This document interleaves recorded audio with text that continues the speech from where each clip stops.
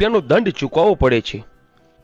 એ વખતે જ એમનું એક કુટુંબ માલઢોરમાં રોગચાળો ફેલાવાના કારણે મહીસાગરની પાળે જ રહી ગયેલું હોય છે અને તેઓ તેના મહીસાગરની મેલેડીની માનતા રાખીને કહે છે, હે માં મહીસાગરી મેલેડી, અમારા માલઢોર સાજા થઈ જાય તો અમે તારી 5 રૂપિયાની માનતા કરીશું. પછી તો માં મેલેડીની કૃપાથી રોગચાળો જતો રહે છે અને માલઢોરને લઈને તેઓ પોતાના વતન પાછા આવી જાય છે. પરંતુ મેલેડી માની માનતા બાકી રહી જાય છે અને મહીસાગરી મેલેડી પોતાનો હક લેવા માટે ચવેલી ગામ આવે છે. મિત્રો, આ બધી જ સિકોતર માની લીલા હતી. આ દિવસે જ માં સિકોતરની તીજ પૂરી થાય છે.